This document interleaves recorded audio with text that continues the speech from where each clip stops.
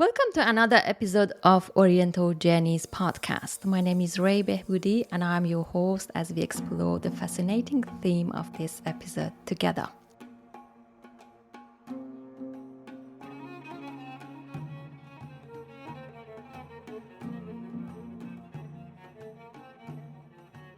Ibn Battuta, the most noted explorer of the medieval world, narrated a series of first-hand, comprehensive and historically precious observations on lands to which he traveled over almost 30 years in the 14th century. This Moroccan traveler passed through countless communities, cities and lands, and his observations, experiences and encounters have much to tell about the world and its workings in medieval times. Guided and inspired by Ibn Battuta's footsteps, this podcast opens a portal into the world of the East for people who are curious about the past, hungry for the marvels of traveling, and contemplate the wonders of cities. In each episode, we pick a topic to explore the elements of Ibn Battuta's traveling experience, the places he visited, the people he met, the food he tasted, the locations he stayed over, and many more. Accompany us over our journeys into the distant, unfamiliar, and unknown.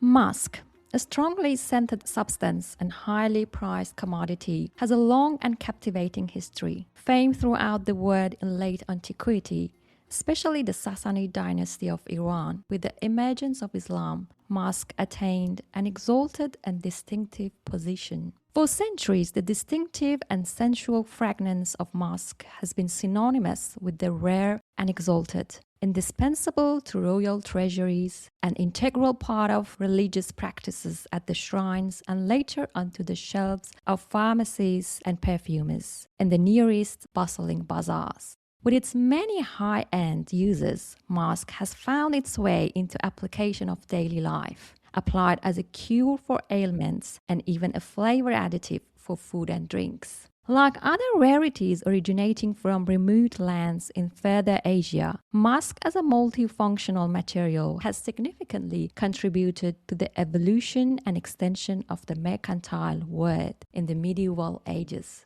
From the 9th to 13th centuries, the trade of musk brought to life an extraordinary and far-stretched supply chain, connecting ports and cities through complex network of routes over land and through seas.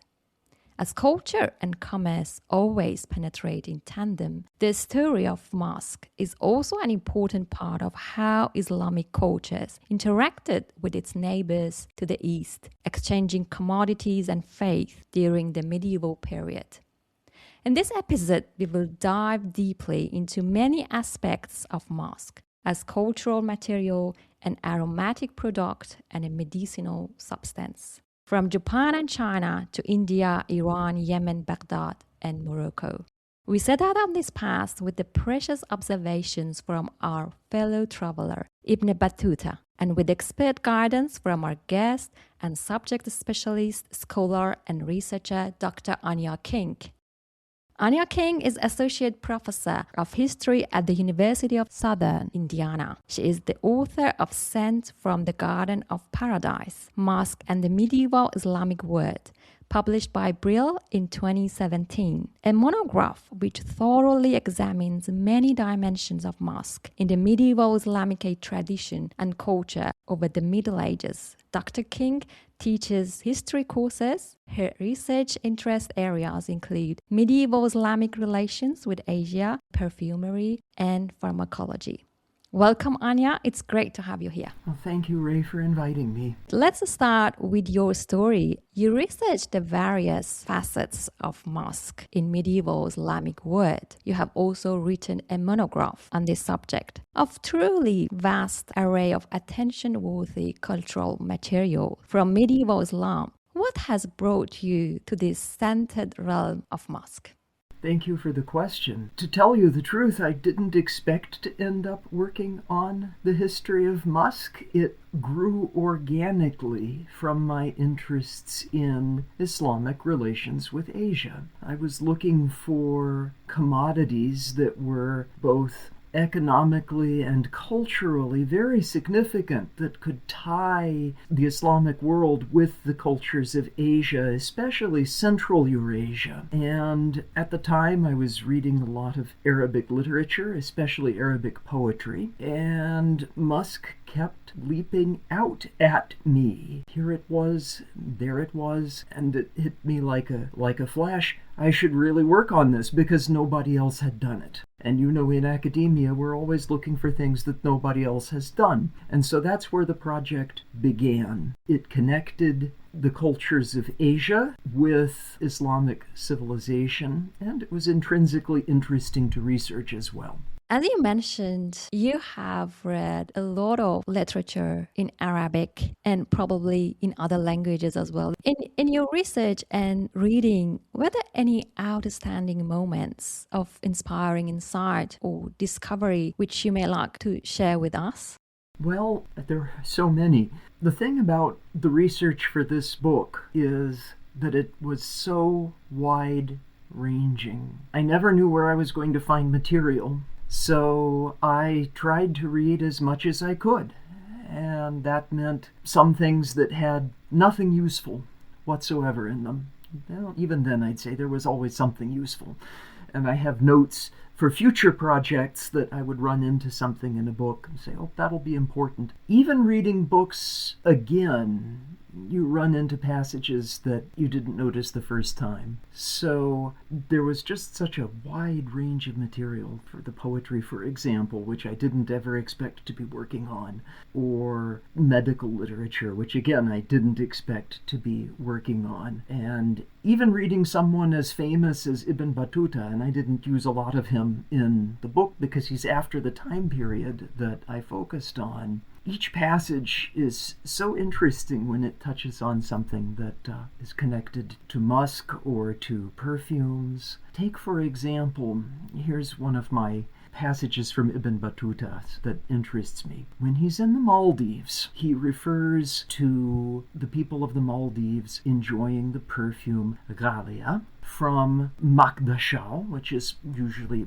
Mogadishu, right? Somalia. And if you look in the translation, I don't remember how they translate it, but they don't explain. They might have a footnote, I think, saying, we're talking about a compound of musk and ambergris. But when you look at it closely and you think about the context, it doesn't make a lot of sense. Why would they be exporting Ghalia, a musk ambergris perfume, from East Africa? This is not necessarily what you'd expect. Musk doesn't come from East Africa. Ambergris, of course, comes from East Africa.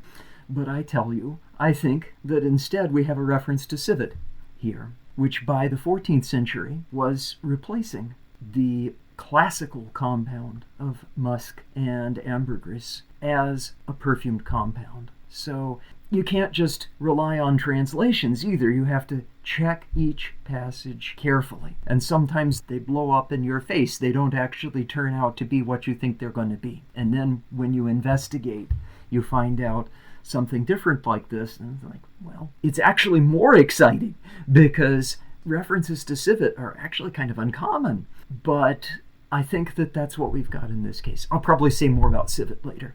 Stunning account, and I would be very willing to discover this more about other substances we're using as musk alternatives later on in our conversation. At this point, let's get into the basics to have a better idea of what we are talking about. Musk has been described as a strongly scented substance and highly prized commodity. What is musk? So musk is the secretion produced by male musk deer. Technically speaking, they're not really deer. They're related to deer, but they're a little bit zoologically distinctive. These animals live in parts of Asia, especially high elevation parts of Asia. In Southeast Asia, Inner-Asia, places like within China, Mongolia, the Korean Peninsula, there are musk deer in many of the higher elevations of these habitats. So the males produce in a gland on their body this secretion, And in the traditional hunting of musk, this gland would be removed from the animal after it was hunted, and the secretion dries out into sort of a granular, dark-colored substance. Looks a little bit like coffee grounds. And it's intensely fragrant. And I wouldn't say fragrant in a pleasant sense. It smells very strongly of animal body odor, a little bit of urine, ammonia, depending on what it is. It's one of the more surprising things that people ever thought it smelled nice. But in perfumery, in small quantities, it was apparently something that would give a very vivacious quality to the perfumes. It would give them sort of that animal life to the perfumes. So we have no experience in modern times because the animals are endangered, and we may get into this a little bit later. It's not ethical, it's not sustainable to use musk under current terms. Allegedly, there's some farm raising of musk. Who knows where this is coming from in Europe, in European perfumery and American perfumery? As near as I can tell, it's not used at all anymore because of legal and ethical issues. Oh, that's interesting to know the appearance and the physical features of musk. Just here may be a good point, adding a note to reiterate that we acknowledge the conservation efforts of this endangered animal, and this podcast and episode has no intention for promotion of the use of natural musk. We're only here because we are interested to know more about the history and culture oriented around musk as a material. Thank you for that statement. You know, if I'd have known that my book would stir up so much interest in musk, I don't know whether I would have written it, to be honest. Because the idea that people might get interested in it from reading the book kind of horrifies me, because that was not my intent. It was a historical subject. Yeah, definitely. We are also mindful of that. The methods of obtaining musk. There have been different and variety of methods like farming, hunting. What can you tell us about these practices and where these methods have been practiced and evolved? Until probably mid to late 20th century, when farming experiments began, I don't think there was really any farming of musk deer. Every now and then you would get accounts that someone had pet musk deer. I don't know how long they survived as pets, but they were almost always animals that were hunted in the wilderness, either through snares, through bow and arrow, different techniques of hunting. They're relatively solitary animals, apparently, so hunting them was often an opportunistic thing. That is, someone out perhaps hunting something else might run into a musk deer, and then, well, it's the opportunity to get quite rich if you succeed in getting one. Remember, only the males have musk, and they don't always have very much musk, apparently. So a lot of animals would have been killed for no reason. Apparently there is little value to the meat, to the fur, to anything else about the musk deer. So kind of exploitive process to be sure. And this also means that whenever we're talking about musk in medieval times, it's probably quite rare and probably frequently fake and adulterated and mixed with other sorts of things. So that's another topic maybe we can come to. Wow, that's very interesting. Given that the amount of musk being obtained from each deer is very small, we can imagine that how many musk deer should be killed and hunted, even in the pre-modern context. I would be very interested to know, aside from these practices, were there any instances that musk has been fallen or dropped from the animal on its own, so there would be no need for hunting animal in the nature and just getting it by chance?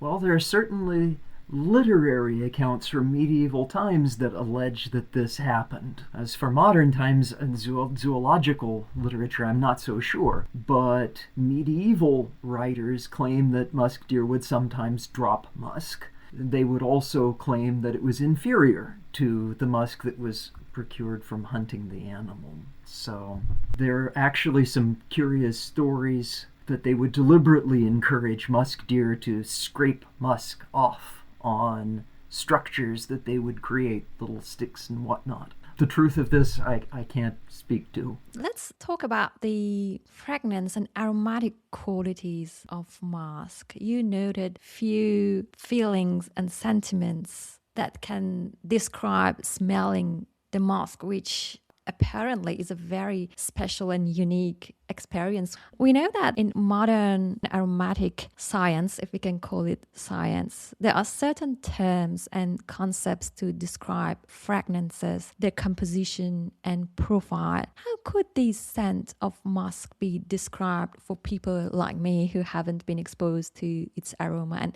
what are the key aromatic qualities of musk? For a perfumer, musk would be a base.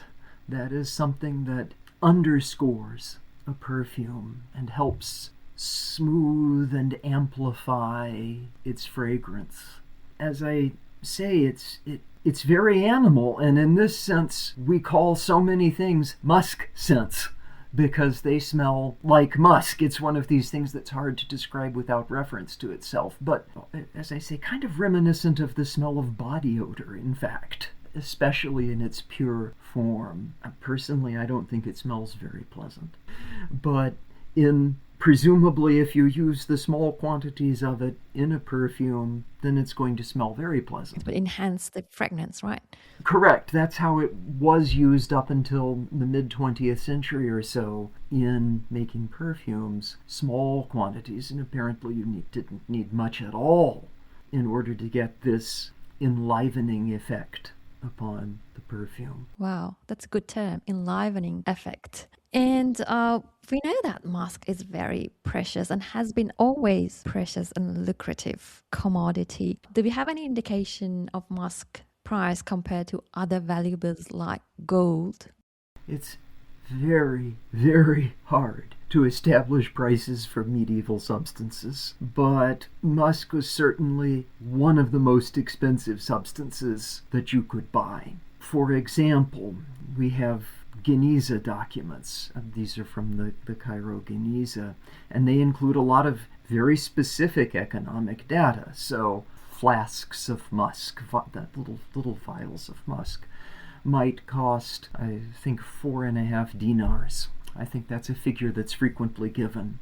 Well, that's more than 2 months' wages for a middle-class family during the time. So this is a very expensive substance. But prices are going to vary enormously. And again, we don't know often how pure the musk was going to be, whether it was in fact authentic or some substitute, or profoundly adulterated. And given the fact that it probably was not steadily available, the price probably fluctuated a lot from time to time. But it's so hard to put actual numbers to this. But as far as perfume, aromatic, pharmaceutical substances from the time, it was definitely in the top echelon in terms of its cost. So it's why it finds its way in royal treasuries, which will definitely touch that area as well with you. Given this very helpful background about musk as a material, I think we can pivot into another intriguing area, talking about the history of musk, even before the emergence of Islam in the late antiquity. Your book thoroughly explores the role of the Iranian Sasanian dynasty in spreading the fame of musk and making it a trade-worthy commodity. Share with us your interpretation on the historic records about the consumption and the spread of musk in that era. Musk begins to appear based on very fragmentary records sometime in late antiquity, so 3rd, 4th, 5th centuries in Western Asia. Right? In South Asia and East Asia, it's known long before this time period. But we begin to see these indications that musk was known. And they often suggest that it was probably better known than our sources indicate. For example, St. Jerome's offhand comment about musk suggests that people were using it, and yet it's the oldest reference in Latin to musk, which he calls muscus, from which our word musk ultimately is derived. We have musk in the Talmud, and it's very difficult to date individual portions of the Talmud, but again, that broad context of maybe 3rd, 4th century CE for these references suggests that Jewish communities knew it. They were debating about whether it was acceptable as a perfume for religious uses. So it was around, but it's very hard to pin down because the kinds of sources that we as historians would like to have don't exist from this time period. So we get these scattered references. The Sasanians, I think, are a key part of the story because so many indications center around their culture. So that was why I'm arguing in my book, but I have to say that, like so many academic arguments, there's a degree of hypothesis going on in here. That's one arena, if you will, for the introduction of musk into the cultures of Western Asia and the Mediterranean world. At the same time, I think musk was probably found in the Indian Ocean world as well, and would have likely traveled by the Red Sea up towards Egypt, but we don't have indications of that, like we do for the area towards the Sasanian Empire. It's very, very tricky, just crumbs, if you will, from the kinds of sources we would like to have to paint this picture in detail. Yeah, it does make sense. And also acknowledge that historic evidence are quite scattered and not as solid as scholars wish to. And it's a degree of doubt in whatever hypothesis we put forward on the origin of musk. Just moving from the historic evidences to etymology, do we know the origin of the word musk in English? The usual interpretation is that it comes from this Sanskrit term mushka, meaning testicle. But as I say in my book, I've not been able to find an instance of that meaning musk in Sanskrit, whereas in languages connected to this Iranic sphere, the meaning of musk seems to be there from a very early date. In, for example, Pahlavi literature. So I argue that we probably should be looking for Persian or an Iranic origin for the word musk being applied to the substance musk. Either way, the root, the Indo-Iranic root, is associated with mice, with testicles, with substances that are small and round and potentially furry. And where this transfer of meaning occurs, that's the problem. But once we're in West Asia, we can definitely say we're talking about musk in some of these circumstances. And coming into the Arab culture in the pre-Islamic context, how do they get acquainted with musk and in what sort of encounters? Cultural encounters?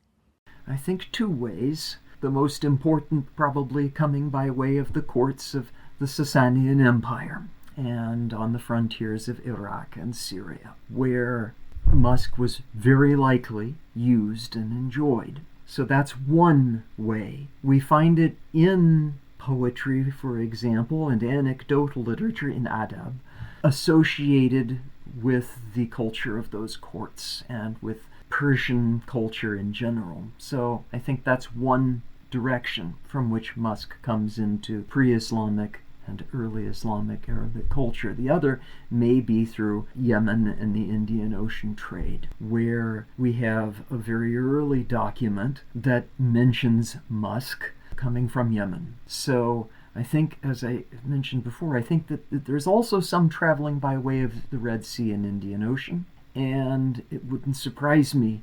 We know from Greco-Roman times about the tremendous importance of the ports of Yemen for transit trade between India and Egypt and the Mediterranean. So it's very probable that musk was available through there as well, but the evidence is flimsier in that case. To open up a gate into our conversation on the multifaceted role of mosque in commerce since the emergence of Islam, let's listen to an interesting passage from Rihla of Ibn Battuta on his visit to Tabriz and its sophisticated bazaar with a special lane for perfumes like musk and ambergris. I travelled in this mahalla for 10 days and thereafter accompanied the Emir Ala ad-Din Muhammad, one of the great and distinguished Emirs, onto the town of Tabriz. We arrived at the city of Tabriz after 10 days' journey and encamped outside it in a place called Ash-Sham. At that place is the grave of Kazan, king of Iraq, and alongside it a fine madrasa and a hospice in which food is supplied to all wayfarers, consisting of bread, meat, rice cooked in ghee, and sweetmeats. The Emir arranged for my lodgings in this hospice, which is situated among rushing streams and leafy trees. On the following morning, I entered the city by a gate called Baghdad Gate, and we came to an immense bazaar called the Kazan Bazaar, one of the finest bazaars I have seen the world over. Each trade has its own location in it, separate from every other. I passed through the jeweller's bazaar, and my eyes were dazzled by the varieties of precious stones that I saw. They were displayed in the hands of beautiful slave boys wearing rich robes and their waists girt with sashes of silk, who stood in front of the merchants exhibiting the jewels to the wives of the Turks, while the women were buying them in large quantities and trying to outdo one another. What I saw of all this was a scandal. May God preserve us from such. We also went into the ambergris and musk bazaar and saw the likes of this again. The wonderfully evocative passage we have heard from the Rihla vividly shows us what Ibn Battuta saw, smelled, and heard, and tasted in the Tabriz Bazaar, which perhaps was typical of medieval markets in the Islamic lands, with all sorts of commodities available, including perfumes such as musk and ambergris. Before our deep dive into musk trade, let's take an overview of the mercantile world. Can you tell us about how the emergence of Islam impacted trade and the scale of commercial exchange between faraway destinations? The emergence of Islam created a huge consumer market of urban consumers, because Islam is a quintessentially urban religion in West Asia. These people had money and were eager to show off their good taste and their cultivation by material culture. Textiles, for example, fine quality ceramics, metalwork, but also through perfumes. And in adab, there is an enormous emphasis on perfumes as part of high culture. The well-groomed man wore perfumes that are carefully described, including musk.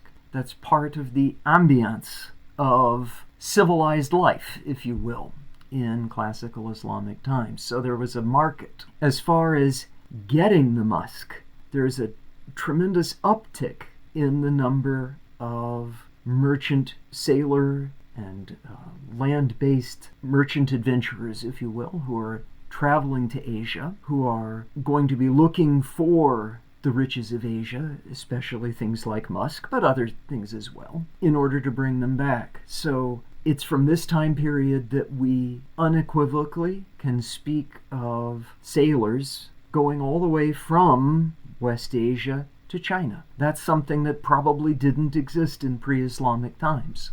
The scope of trade by the sea increased so much during this time. So that's increase in trade. By land, it's a little harder to track an increase in trade from this time, but I think it's there too, because we have the rise of powerful steppe empires who promoted trade as well. And I'm thinking especially of the Turk empires, who organized a lot of trade, coincided with early Islamic times. Steppe empires have always promoted trade because this enriches the rulers of steppe empire. If merchants are traveling through their territory, it means that they're going to be getting luxury goods that they can use for status symbols and largesse for followers. This continues even into later periods after the fall of the Uyghur steppe empire.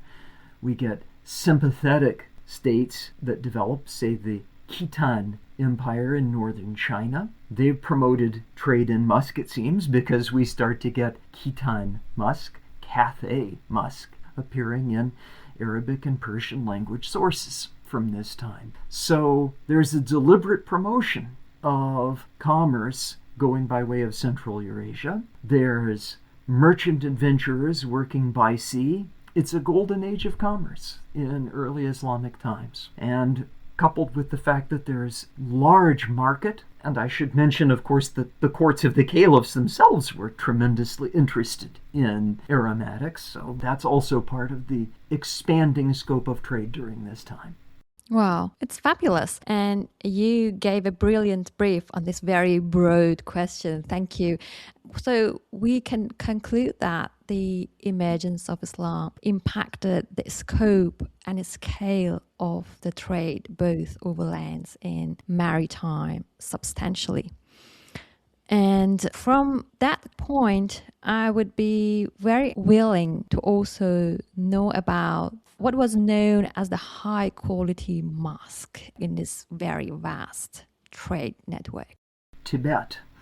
The musk of Tibet is by far the most famous in Arabic and Persian literature from this time. This is coming from especially the Himalayas and the eastern fringes of the Tibetan plateau. The musk deer need a certain amount of forest cover in order to survive, so barren steppe lands are not necessarily where you're going to find them. So Tibet, number one in terms of fame and quality. It would travel in any number of different ways. The thing about musk is you don't need very much of it to have something that's very valuable. So probably a lot of musk traveled in small quantities, handed off from person to person, working its way down valleys into South Asia, then merchants coming from the western parts of Asia and the Mediterranean world could acquire it. Some of it's going to go by land across caravans across the Tibetan plateau or through Inner Asia along the classical Silk Road trade routes, and then it's going to end up in places like Khotan, which is very famous for its musk. Then it's going to cross the mountains and enter into Central Asia proper, the former Soviet Union, Tajikistan, that area. And then it's practically in the Islamic world in classical Islamic times, not much farther before it's in Sogdiana, and then it's going to be reaching cities like Samarkand, Bukhara, then cross the Iranian plateau, and it's on the market. So some of it's going to go by way of the steppes, and nomadic peoples are going to carry it from places like Siberia, the Altai Mountains, and it could go through territories that are today part of Kazakhstan and work its way to the Caspian and Black Sea areas. So lots of ways that musk can move. Because it's so small, so lightweight, any traveler could take a fortune in it in a relatively small place. It's eminently portable as a store of value.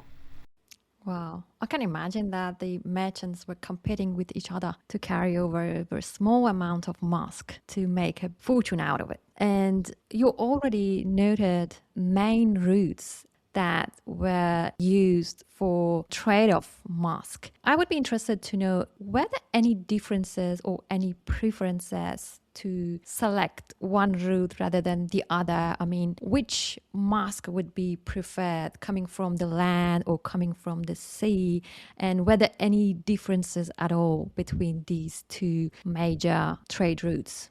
Our sources generally complain about musk that comes by sea. They say that it's damaged by the moisture of the sea, by the humidity, hot humidity of the sea.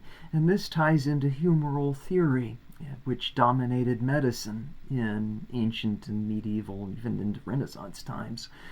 That is, that there are the humors of hot and cold and wet and dry, and that the body needs to maintain balance between them for health. Musk is hot and dry, so in the body it could, in this theory, counteract things that were cold and wet. So being exposed to moisture damaged this capacity of the musk. So they preferred musk that came by land, which was probably much more expensive than musk that came by sea, since it's always more expensive to transport things by land in pre-modern times. So it's a definite preference for land-based musk, but undoubtedly lots of it did come by sea, and if they properly sealed it up, it would have been fine, I would think, coming by sea. We know that this supply chain is composed of a lot of well-connected cities and ports. Would you have any specific cities or ports that they had a very important role that you would like to share with us some of their stories or insights? Well, let's take, for example, one that Ibn Battuta leaves a very nice description of, Aden. This is a city that owes its existence to trade. Very few natural resources, difficult to supply, except by sea.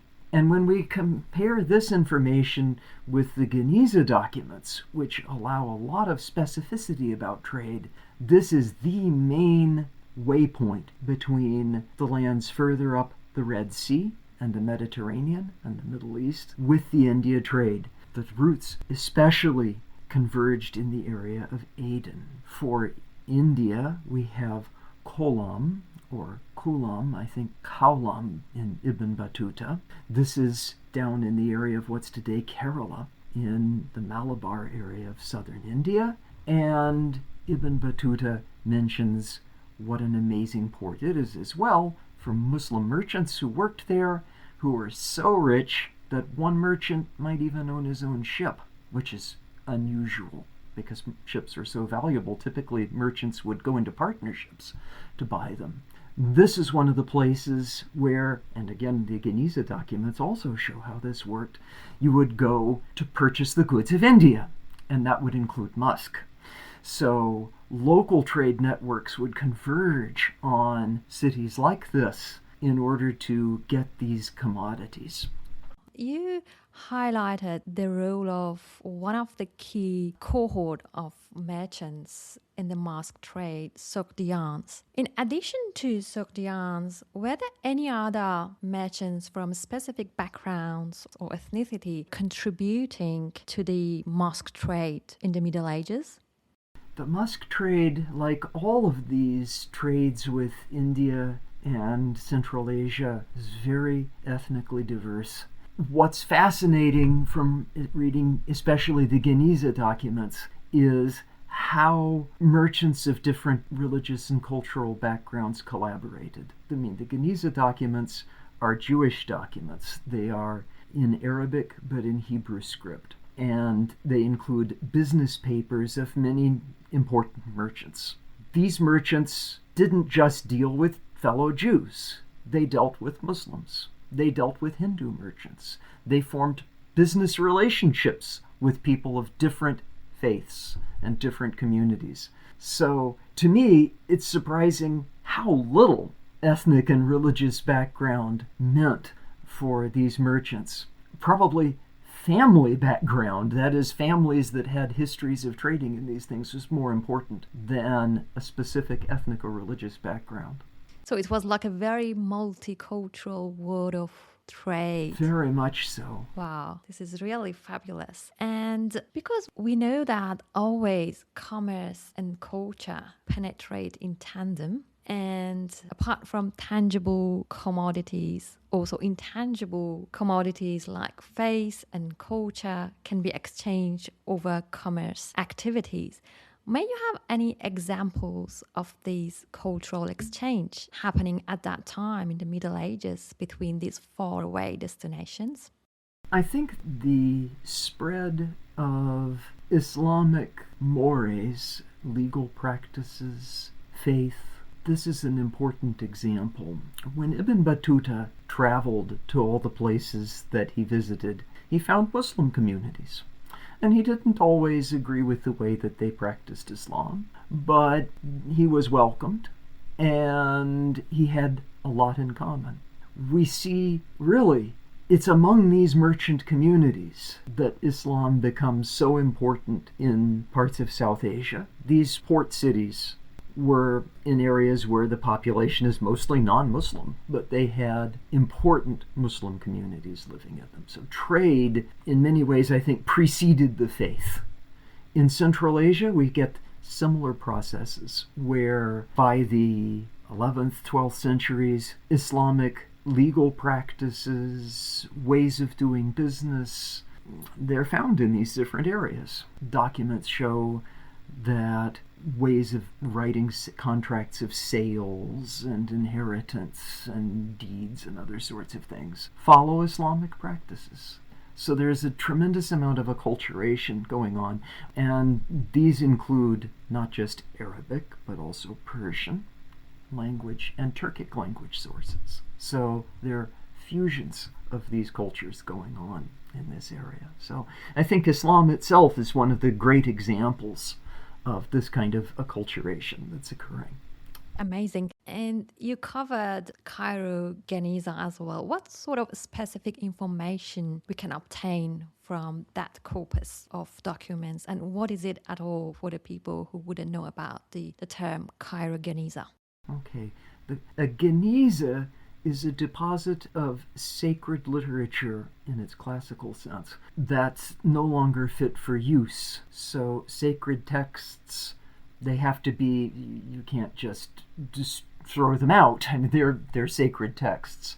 So they were essentially stored away to decompose naturally over the centuries. But this particular Geniza in a synagogue in Old Cairo survived and contains a vast body of material from the Jewish communities of Old Cairo. Enormous numbers of texts. Of course, a lot of religious texts, but other texts that just got swept up and included in this, including business papers, medical texts. It's almost the opposite end of the telescope than literature. Literature is very general. It's very polished. This is very specific and not polished because it's actual letters, business papers, contracts, legal disputes. What historians are most excited about is primary source material. It's very much primary source material. So we can trace the business dealings of individual merchants and their trades and commodities and many things about their family life even from these documents. And quite a lot of them were involved in the India trade. As far as Musk is concerned, the data that they give is very incomplete.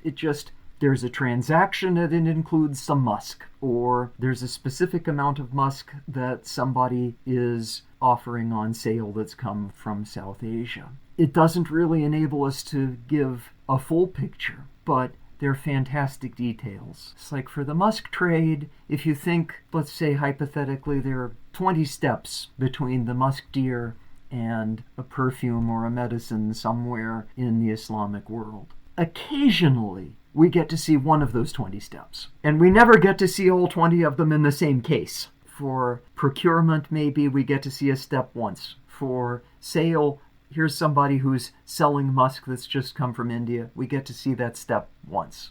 So valuable information, difficult to use because it is so fragmentary. We get just pieces. We can't write a comprehensive history of musk trade based on it, but we get wonderful detailed information, and it certainly shows that musk was one of the more important commodities that merchants were interested in from the time.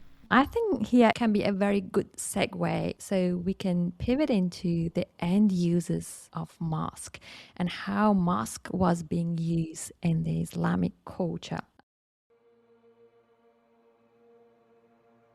We went on from there and halted at the town of Najaf, where Mashhad Ali bin Abi Talib is located. It is a fine city situated in a wide rocky plain, one of the finest, most populous, and most substantially built cities of Iraq, and it has beautiful, clean bazaars. We entered it by the outer Bab al-Hadra and made our way through the bazaar of the greengrocers, cooks, and butchers, then through the fruit market, then the bazaar of the tailors and the Qaisariya, then the perfumers' bazaar, and so came to the inner Bab al-Hadra, where the tomb, which they claim to be the tomb of Ali, peace be upon him, is located. Fronting it are a number of colleges, religious houses, and convents, most beautifully adorned, their walls being faced with Kashani tiles, which resembles the Zalij in our country, but are more lustrous in color and more finely engraved. The mausoleum and tombs contained in it. One enters through Bab al-Hadra into a vast college, inhabited by students and Sufis belonging to the Shia. Everyone who visits it receives hospitality for 3 days, namely bread, meat, and dried dates twice daily. From this college one gains access to the gateway of the domed shrine, which is guarded by a number of doorkeepers, chamberlains, and eunuchs. The shrine is carpeted with various sorts of carpets of silk and other materials, and contains candelabra of gold and silver, large and small. In the center of the space, beneath the dome, is a square platform, faced with wood, upon which are carved golden plaques of excellent workmanship, hammered on with silver nails, which have so completely masked the wood such that none of it is visible. The height of the platform is less than the stature of a man, and on top of it are 3 tombs, of which they assert that one is the tomb of Adam, the second the tomb of Noah, and the third the tomb of Ali. Between the tombs are dishes of gold and silver containing rose water, musk, and various kinds of perfumes. The visitor dips his hand in this and anoints his face with it for a blessing. The shrine has another door, the threshold of which is likewise of silver and hangings of colored silk over it. This leads to a mosque laid with beautiful carpets, its walls and ceiling concealed by silken hangings and having 4 doorways with thresholds of silver and covered by silken hangings. Along with many other sources, Ibn Battuta's accounts support the primacy of musk among aromatics in Islamic culture and its profound connection to the sacred places and religious practices. What elements do you think have contributed to the prominence of musk in Islamic tradition? Well, the most important element here is Muhammad's own endorsement of musk. That's a slam dunk, right? That makes it important right from the beginning, because Islamic tradition emphasizes over and over again that Muhammad loved musk, thought it was the best aromatic, and this assures its place. It's mentioned once in the Quran in association with the drinks of the blessed in paradise. That's another powerful association for musk. So it's got to be an important element of Islamic culture because of this. And the fact that musk was something that, unlike so many of the other delights of the garden that could not be enjoyed in this world, musk could be enjoyed in this world. So a little scent of heaven, and the Islamic stories about how musk came into the world, associated likewise with Adam and the Garden of Eden, bringing musk into this world when Adam fell. So it has an incredible pedigree in Islamic tradition. Amazing. So it means that there is one otherworldly aspect to musk. It's like another layer is attached to that substance. And I would like to explore a little bit other cultures, because your book includes very fascinating examples of Eastern cultures using musk in many different ways. One of them, which I found it very stunning, was the game which is called Kodo game in Japan. So can you unpack the Kodo game and also give us some other examples about the use of musk? This is actually something that probably existed in classical Islamic culture as well, but let me explain first what it is. In effect, kodo is the way of incense in Japanese culture, and a polite entertainment for cultured people would be to make and compare the scents of different varieties of aromatics in different combinations. So in effect, it's a party game with incense. Incense is expensive, it smells nice. What other sorts of things might you like to do at a party except indulge in making and comparing incenses? They're often keyed to literary works. So, like the Tale of Genji, you recreate incenses with specific moods to evoke specific aspects of literature or poetry. But again, I come back to the fact that there's such an interest in connoisseurship of aromatics in classical Islamic civilization. We don't have anybody who tells us that they were doing this kind of thing in classical Islamic civilization, but if you found an account saying they did, I wouldn't be the least bit surprised. This is the kind of thing that cultivated people would probably do, because how better to enjoy expensive aromatics than to make it into something that you celebrate with a group of people. So I think that in terms of aromatics, musk is important, but it's used in fairly small proportions in a lot of East Asian perfumery, unlike Islamic perfumery, which is very musk heavy. More musk probably in East Asia is important for medical purposes, and there musk has almost panacea type qualities in terms of what it will do, in terms of the cures that it can effect. So we shouldn't sell these medical aspects short when we're thinking about perfume. Again, our categories of drug, perfume, food, these aren't the same way that people in pre-modern times thought about things necessarily. They were always thinking about substances in terms of their medical qualities, as well as maybe their aromatic qualities or their culinary qualities. So it's a whole range of functions for the musk, aside from the aromatic word. You touched upon medicinal uses. What other functions did it have, like in food and drinks? And just tell us about these daily life uses of musk. It's used in a tremendous number of different kinds of medicines.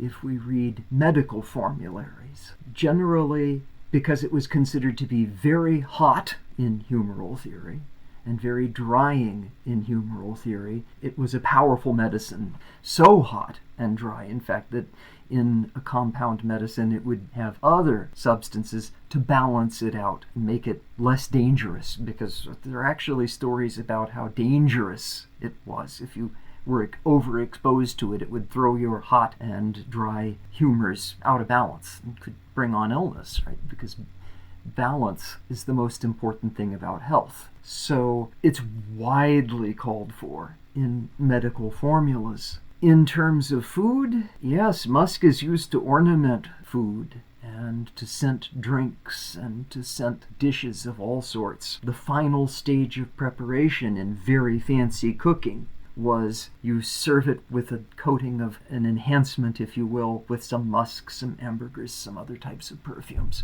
to make it all decorated, the final touch before sending it in front of the audience that's going to enjoy it.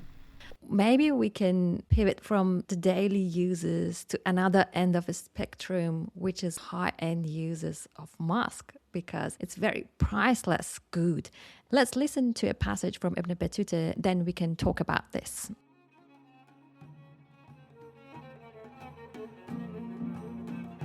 From Delhi to Kinbaya, account of the reason for the sending of the gift to China, of those who were sent with me, and of the gift itself. The king of China had sent to the Sultan 100 Mamluks and slave girls, 500 pieces of velvet cloth, including 100 of those which are manufactured in the city of Zaytun, Guangzhou, and 100 of those which are manufactured in Kanza, Hangzhou, 5 monds of musk, 5 robes adorned with jewels, 5 embroidered quivers, and 5 swords with the request that the Sultan would permit him to rebuild the idol temple, which is near the aforesaid mountains called Karachil in the Himalayas. In your book, you say musk was a substance fit for offering to royalty, revealing the exalted status of musk in the medieval world. From the passage we have just heard, the royal value of musk is endorsed also by Ibn Battuta in his anecdotes on the gift package of the King of China to Sultan of India. But why were kings and courts in the East so interested in this luxuriously fragrant commodity, and what made it so precious to them? Musk, as far as Islamic culture is concerned, is the most important masculine aromatic for masculine grooming, because it's combined with ambergris and ben oil, or sometimes jasmine oil, to make a dark-colored paste called ghalia, and well-groomed men would wear this in their facial hair. So it's very expensive. Even the word ghalia means expensive. It's a sign of masculine status. Of course, it was used in other types of perfumes as well, but there's a direct application in the processing of musk into this perfume that would be used at the court, that the caliph would wear, that sultans would wear. That's so impressive. And it reveals another layer of musk, that it's like a masculine ingredient for fragrance. So it wasn't that much used for women in the medieval ages. Conclusively, right? It could be used in women's perfumes. Women undoubtedly used it in their perfumes. The major caveat there is that women were not supposed to have a smell that was detectable in public. So this is a domestic sphere thing for women, not a public sphere. For men, very public sphere. For women, yes, women's perfumes could include musk, but only for wearing in the house. Interesting to know this distinction. And what I understood so far is that musk was only one scented ingredient, and a whole range of other materials were using as fragrance. You pointed out ambergris. Can you tell us what is ambergris in the first place, and what were other ingredients and sources of scented materials in making the fragrant compounds in the medieval period? Ambergris is a secretion of the digestive system of sperm whales. It is, like musk, from species that are of significant ethical and legal challenges in using. It's not legal to use in most places, but it is sort of a waxy substance that, when aged, develops a very unique animal sort of smell. Combines very well with musk. And the key of classical Islamic perfumery, which is why we don't understand classical Islamic perfumery so well, is mixture of ambergris and musk, which is unthinkable in the modern world. We can't replicate it, right? It's impossible. But that's what they loved. They loved that combination. And then we add in aloes wood or agar wood, oud, and that gives us our next most important ingredient. For incense, that's the king. So those three, they're the most important for what we might call the prestigious or luxurious form of perfumery. Obviously, most people, unless you were a caliph or a sultan or very, very rich, weren't going to have access to these things, so they're going to have substitutes of various sorts. Maybe a little bit of authentic ingredients contained in them, but extended with other sorts of things. And for the people who couldn't afford that luxurious commodity, what were some of the other ingredients and materials that could mimic that powerful scent? To fake ghalia for men, they used all sorts of dark-colored substances that made pastes and may have added a little bit of authentic musk to them, or maybe not. Some of these things include pastes made of essentially gall nuts from trees, right, that are very dark-colored. The tannin in them reacts, so you get very black-colored liquid. If you process them, you grind them up eventually. After lots of processing, you get paste that you can use. They used pitch So they would distill and process pitch and mix it with a little bit of musk and other sorts of things to make ghalia for people who couldn't afford the proper musk variety. So there are all sorts of different things, and these are known ones. I'm sure there are all sorts of other ones that are not so well known. Civet, I mentioned a little bit earlier in conjunction with Ibn Battuta, because I think that, well, it's not something I think, it's known. Civet replaces ghalia. So by the time we're entering into early modern times, the word ghalia in many parts of the Islamic world meant civet, and that's because you get sort of an unguent substance from civet already. You don't have to mix musk and ambergris and a little bit of oil to make it. So it gradually replaces it, and it was much more available and accessible than musk. Right? Having beautifully explored this exotic and exquisite substance, what are you working on now, if you would like to share with us? Do you have any upcoming publications, or can you recommend any other avenues to look further into the world of historic perfumes? I am trying to put together a book on the perfume formularies. When I wrote this book, I cut that stuff out because I wasn't satisfied with my understanding of it. So that's my current project. It's a very big project because they are very technical literature. What the formularies are, they are essentially collections of recipes. Right? So they'll tell you, to make ghalia, you take this, and mix them together and do these procedures and whatever, and then you've got it. That's the kind of thing that they do. And there are dozens and dozens of formularies. Well, formulas in the formularies. There are about maybe 10 important formularies. So I'm trying to do a monograph on these formularies up through about the 11th century. I've probably read about 1,000, 1,200 formulas at this point, and indexed them and tried to do statistical work on them. Some of the hardest part is just figuring out what some of these compounds are intended to do. So that's hard. And sometimes figuring out what the ingredients are. There are some that are just, they're going to have a question mark. We don't know for sure. It is very difficult to link medieval terminology with modern terminology. It's impossible, but we try to approximate. Musk is a fairly easy case. We have a pretty good idea of what musk deer are. But some of these, especially botanical terms, are very difficult to come up with a good identification of. And fundamentally, it's very hard to do this kind of work because the formulas can't be replicated. The ingredients cannot be used legally, ethically. So there's a lot of speculation in it. So it's going to be very much a speculative work in that sense.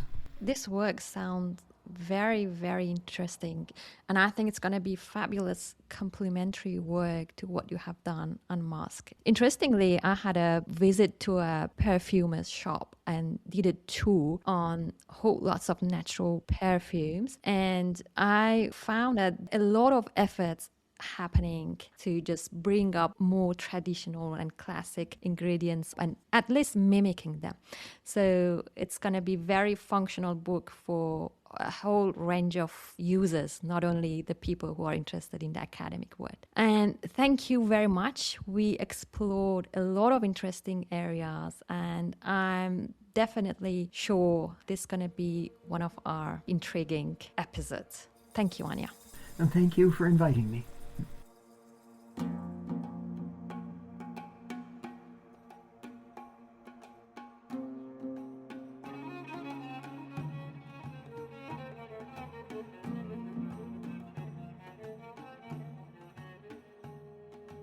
Our editor and creative consultant is Kate O'Connell. Erdogan Kars from Monash University and Ashkan Bahrani from Al Akhawain University are the content advisors. Frank Joachim read the passages from the Travels of Ibn Battuta. The music is composed by Ali Gogin and Tia Goodwin, cover art designer.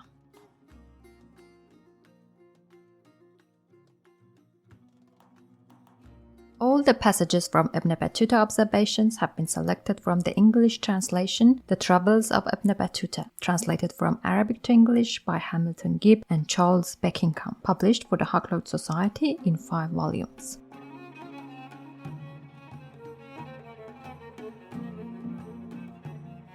You can follow Oriental Journeys on Apple Podcasts and Spotify. You can also check out our website www.theorientaljourneys.com, which contains key information and codes on each episode.